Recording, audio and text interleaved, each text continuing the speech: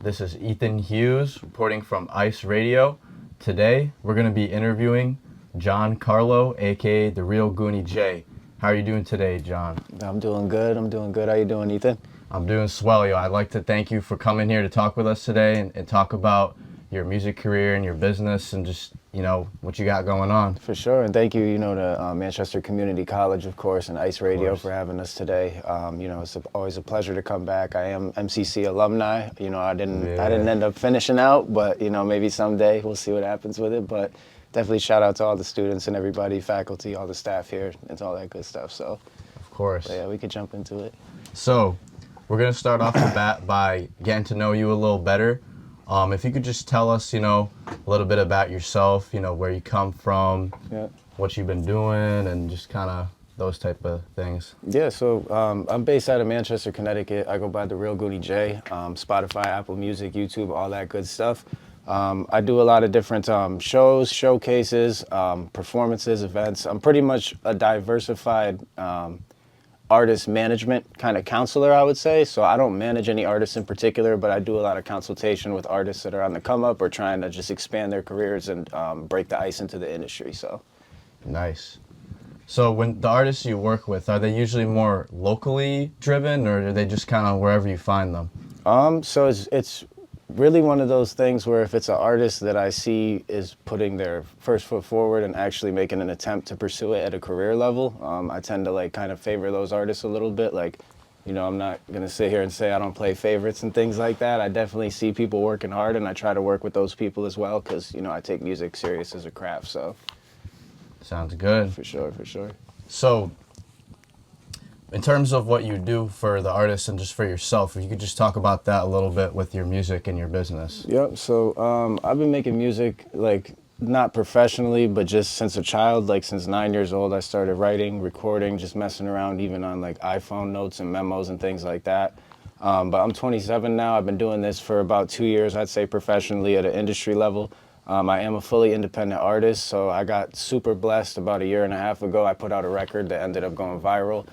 That's what most people know me for, is my record Ghost. So make sure you guys check that out. Anybody that's listening, Ghost, the Real Goonie Jay, definitely worth your time. Hopefully you enjoy it.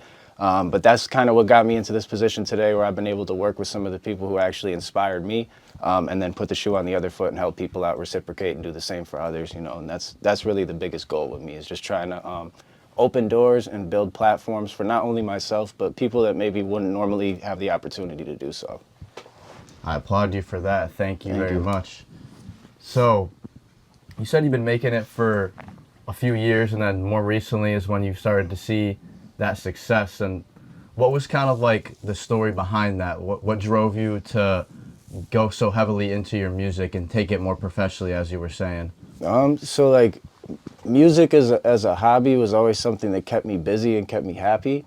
But life as a whole just put me in a position where it's I couldn't really find work anymore, actual good work, because I ended up I went to jail for a little short period of time, just for some cannabis related stuff, because I've always been big into growing and cultivation and things like that. So now I'm actually licensed out in the state of Maine. But that's a little bit of a different conversation. So that's what initially kind of made me go, oh God, I can't do the normal jobs I wanted to apply for. I can't pursue some of the careers that I thought would put me in a better place. So I stepped back, and, same time actually that my daughter was born.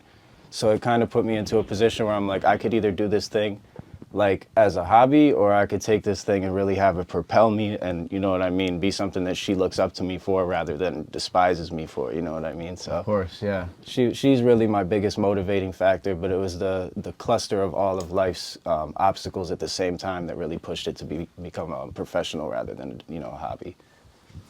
That's amazing. Thank you.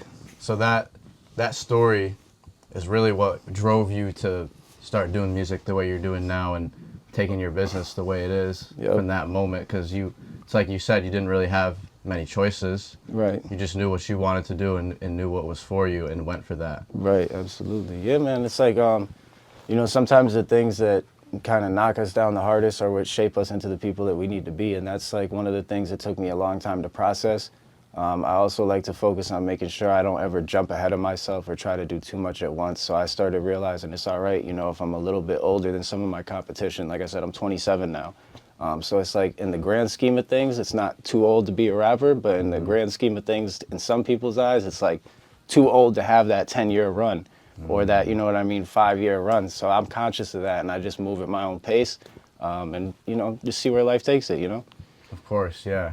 Yeah. All about finding your pace. So things don't always happen the same way for everyone. You can't really put a time frame on your success. You can't really compare, right? Right. I mean, dudes become millionaires at 35, and some people become millionaires when they're 19. And, you know, like, I'm blessed at the same time because I look at it like, you know, I haven't stumbled onto $1 million yet, but I look at it in the same way where it's like, would I even know how to manage or use that or put me in a position where that million actually does what it's supposed to do for me? So I'm grateful now that I'm taking the time to, you know what I mean, build my foundation before I try and build the whole house and take everything with me at once. So, you know, that's kind of how I've been trying to re-navigate, you know what I mean, from more of like an immature, like, I don't want to say clout-based, but attention-based or material-based mindset as a musician. Like, now I look at like being a musician for the longevity of it, so.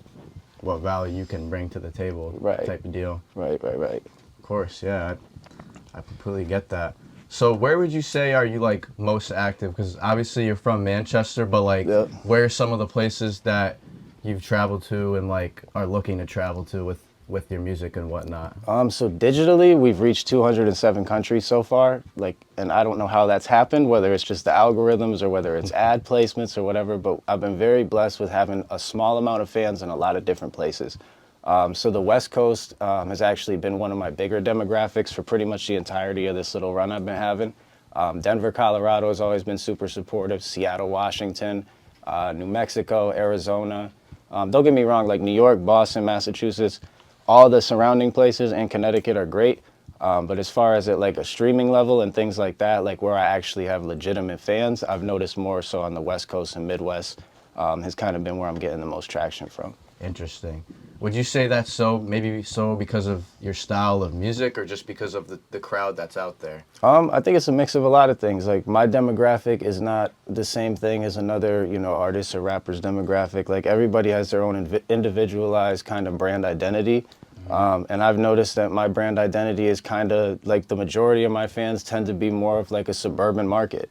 I do have urban fans and urban markets and things like that too, don't get me wrong, but it's like kind of a happy medium with me. Like, comparatively speaking, like anybody that's from Connecticut, because obviously, like we said, I'm from Connecticut, Kiss 95.7, you know what I mean, versus Hot 93.7. Like, my demographic is more of a 95.7, whereas growing up, I always listened to 93.7 more than the other way around. Like, in all respect, all love for both of those stations. But that's kind of how I look at myself and my brand. So I've seen that, like, you know what I mean, it's more open-minded areas that tend to kind of gravitate towards me more than some of the other standoffish areas, per se, you know what I mean? I do know what you mean, yes. And if you had to talk about with the way music's going now with new music and the new generation of artists, because obviously you're a little older, so you have skin in the game and you've seen music progress over time. So you've kind of seen the difference in artists. And what would you have to say about that? I mean, you know what I mean? Opinions are for everybody to have their own. So I don't ever want to paint a picture that I only support like old artists or new artists or anything like that. Like, there's a lot of great talent and a lot of different types of styles of music. My personal favorite era from music was like 2000, I'd say 8 until about like 2016 era. Just because I felt like it was the most diverse as far as what you were getting with people's catalogs, as well as you were also still getting like the craft of music.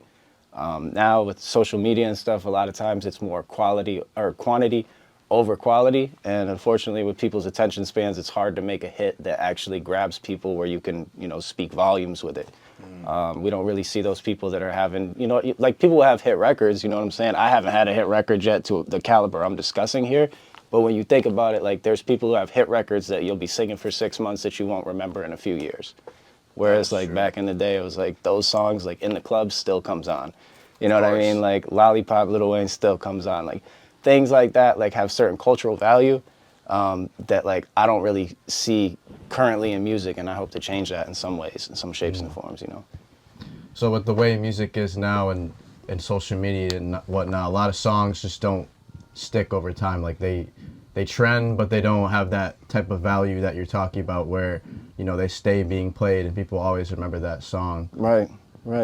And I think that stems from, like, in my opinion, I could be wrong about this because, like you said, I'm 27, so I don't really know what it was like to super sell records and, like, you know what I mean? The mixtape era, I was in high school, so I was selling mixtapes at high school for like $3 a pop. Like, your friends or siblings probably bought them from me at some point. Like, that was my hustle back then. But it was like, looking at it now, like, there's more ways and more opportunities for artists to make money than there has ever been in history. But that being said, with more money becomes more of a saturated market, becomes more like tough for the consumer to actually like dig into what they want to find. And it tends to be the people that are playing the math equation right, you know what I mean, on the social media stuff kind of end up getting favoritized, which pros and cons, you know what I mean? Like, it's like any other business, but I would love to see for music to take a shift back to its organic, like, you know, true to character form. Would you say with the oversaturation and whatnot that people tend to be a lot more competitive with what they're doing, or is it just that they're trying to break the ice in a better way? Person to person, you know what I mean? Some people are more so just want to see the numbers get higher, like, and that's why you get the fake streams, you get the bots, you know what I mean? You get the people that are just strictly number hungry. But where I see value is, like, it's now easier for people to actually, like, reach, create, and generate a market that's theirs and keep it. Whether or not they're going to generate 1 million person following, probably not, but they might have 100 real fans that they might not have had access to in the past. So it's like, you know what I mean, pros and cons. You see different approaches with that, but egos and money and all that stuff is going to be in any business. So you know what I mean, it's there. So with the fans that you have, you feel like you've built good relationships with them and you're bringing value to them to where they consistently can tune in with you and know that you care about them and whatnot? I think so. I mean, I think I could definitely do more as far as like being vocal about it. I haven't really been overly social media saturated lately. I've been kind of stepping back for the past few months just to kind of regroup and figure out where I'm going with this whole journey that I'm on. But that being said, you know what I mean? I think I put people in a position where they're enjoying what I'm doing, because I am seeing that about like 60 to 70% on average of the streams month to month are returning viewers. So you know what I mean? We are still getting new listeners, but I haven't really dropped a ton of music in the past 6 months. So for it to be a 40% new engagement rate, the numbers are still going up, and then 60% returning on average. That just tells me that people are enjoying what they're hearing. You know what I mean? They're actually playing it more than once. And to me, like, that's more important. I'd rather have, I've told you this before, like at a personal level, I'd rather have the 1,000 real fans that are actually listening, analyzing, and enjoying your product than try and have 1 million, you know, robots or people that are just hearing it on TikTok or something. Of course, yeah. Those real fans that come back to back, they spread your music and they continuously play it, which, like you said, leads to overall growth in the long run in a better way. Yep. So, if I could ask you a few more questions in terms of, you know, what you're doing as a long run, like what's the goal with all of this, right? Yep. With your music, your business, even like, say, your family and whatnot, like. Yeah. I would say, like, end goal, it's undetermined at this point. Like, I've surprised myself in pros and cons as far as my careers went. So it's one of those things, like, if I can keep going on the trajectory I'm on, I'd love to see how far this journey takes me. That being said, if it ever gets to a point where it's not logical or I can't be the provider, you know what I mean, that I want to be for my family, then at that point I would reconsider things and how seriously I'm taking this. But for right now, this is, you know what I mean, this is what I do. I haven't clocked into a job in, you know, over 2 years. And that's not bragatory. I'm not living better than most. Like, in fact, I'm honestly struggling half the time, brother. It's like a lot of people see on Instagram, or they see they'll see me hanging out with celebrities or multimillionaires, and I am not one of them yet. You know what I mean? Like, I'm humble enough to acknowledge that, but I'm getting in the room with these people to try and understand, learn, and say, hey, how can I make my craft better and change that position? So I guess the end goal would be, when my time is there, you know, to be in those people's shoes and maybe just handle myself a little bit better or a little differently than they do. I like that. Thank you. So your goal shifts based off what's happening and what's going on. Right. Because ultimately you can plan, but it doesn't always go the way you want it to. Exactly. And you kind of just have to reassess things based off what's going on.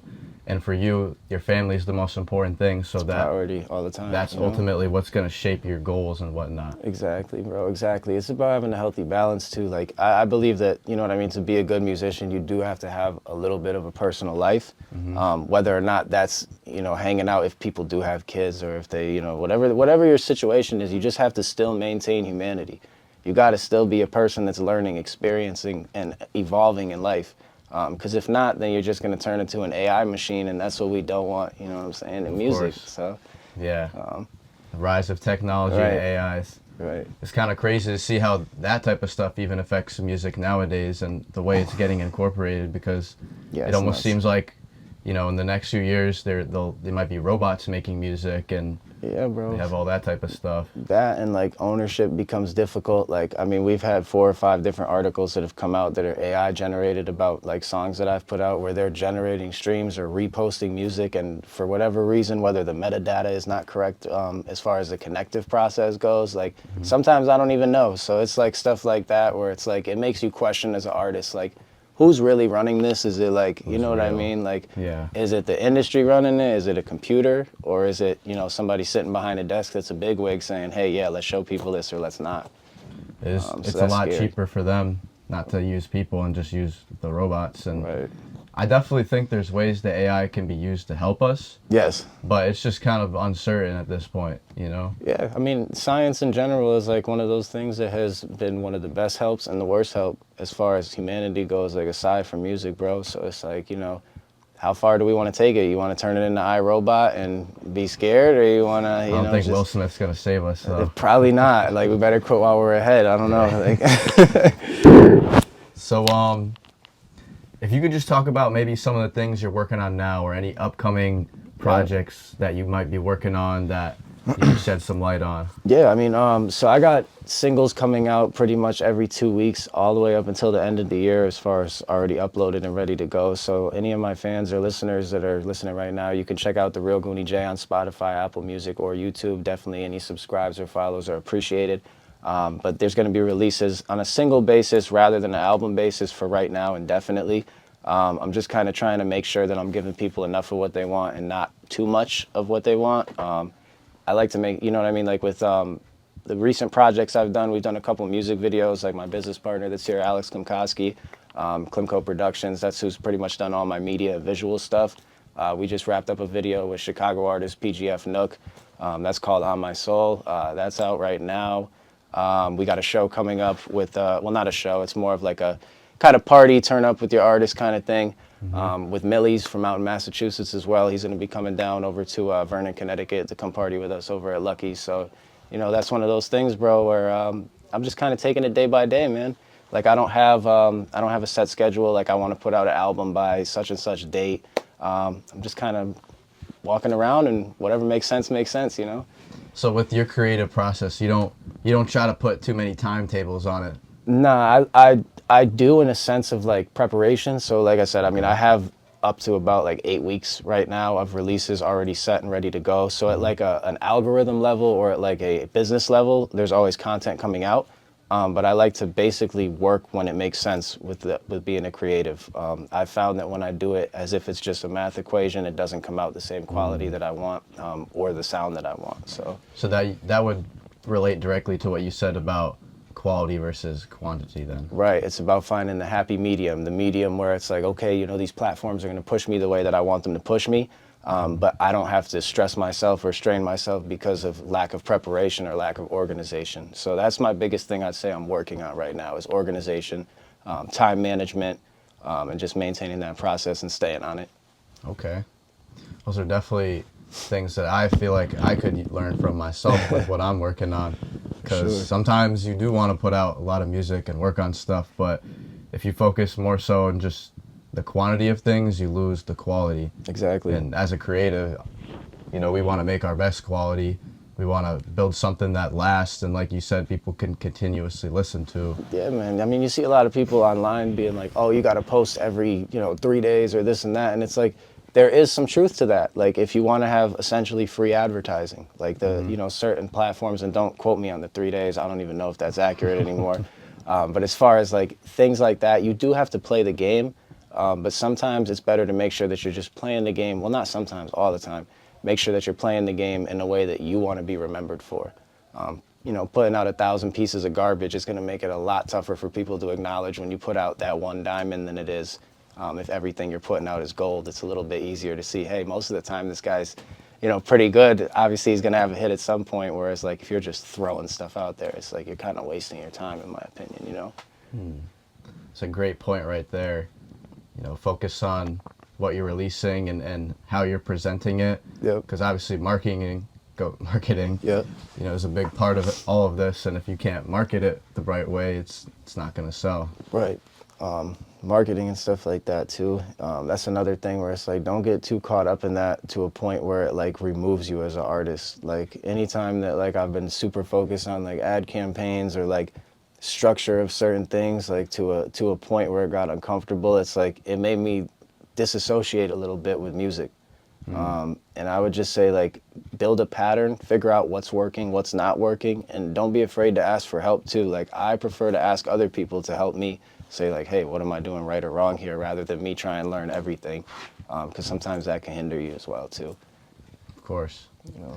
So with your history with the town, you've done some events like in the area, right? Like, Yeah, we've done, so we brought Rowdy Rebel last month, or October, pardon me. No, was it October, or when did we bring him? September. And then we brought Joel's Santana October 20th over to Vernon. They were initially supposed to be Manchester events, but, you know, unfortunately things change, and, you know, venues are difficult to work with, you know, people are difficult to work with at times, and politics comes into play, so... You know, with music, you just got to adjust and adapt like we talked about. But yeah, no, we've been, Alex and I have been trying to localize what we do rather than always be going around, because for a long time it was I would do like opening acts on the road for somebody or do something like that. But CT is like where I'm from, it's where my family is. So I figure why not show people, you know, you could do this thing in your backyard if you do it right. So true. Yeah, that's what we've been shooting for, so. If I remember correctly, you did an event here before, right? At MCC? Yes, sir. So the 4th of July fireworks actually we did over here. So well, not 4th of July, the town of Manchester.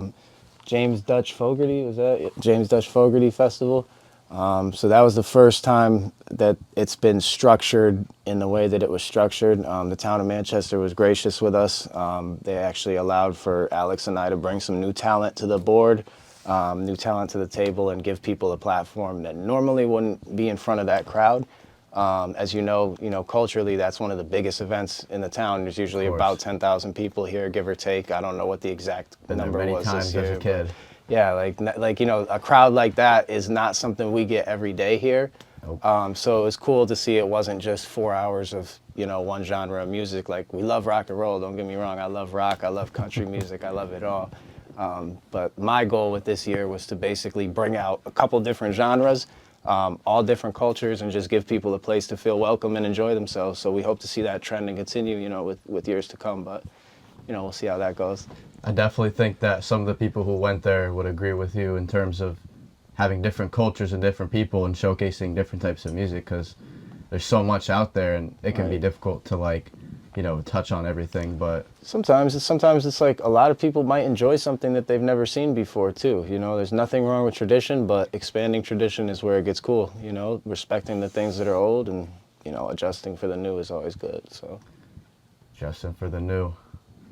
And I definitely think there's some exciting things to come with what you're doing, and you know what's going on locally at least, and for whatever happens out of the state, I imagine it's even bigger. Yeah, we'll see what's up. This is gonna sound crazy, bro, but, like, you know, with all the world issues going on, it's crazy, because the two places that I've had the most traffic right now, I would never think that both places are enjoying my product at the same time, being my music, and Russia and Ukraine are two of the biggest streamers. Wow. So out of, one of my records did about 8.5 million, and out of that 8.5, actually like 4 of that 8 came from those two countries. From the Eastern Europe? Yeah, from there. Wow. Italy's doing a lot of traffic right now. Paris, France is doing a lot of traffic right now. So it's definitely intriguing, to say the least, because, you know, I'm Italian, like, but I don't speak Italian, you know what I mean? I've never been over there. I've never been to, you know, whatever anybody's political opinions are, I hope the world gets to be a better place and a more peaceful place. But in both of those places, it's crazy to see that music still holds value and that they're still intrigued with Western culture, despite everything that's going on. So just shout out to both of those places too, because obviously it's a lot of negative light on there right now, and I just want to always make sure that I still appreciate all the humans that are involved in this journey, no matter where you're from or who you are. So sounds like you're gonna have to take a trip to Italy one day, see your fans out there. Yeah, hopefully, we'll see, man. Yeah, we'll see for sure. Eastern Goonie Jay tour. Oh, wow. We'll see for sure. I definitely would like to go out there. They probably got some good pasta like my grandmother used to make, you know? Oh, yeah. I love pasta myself. You know how it is.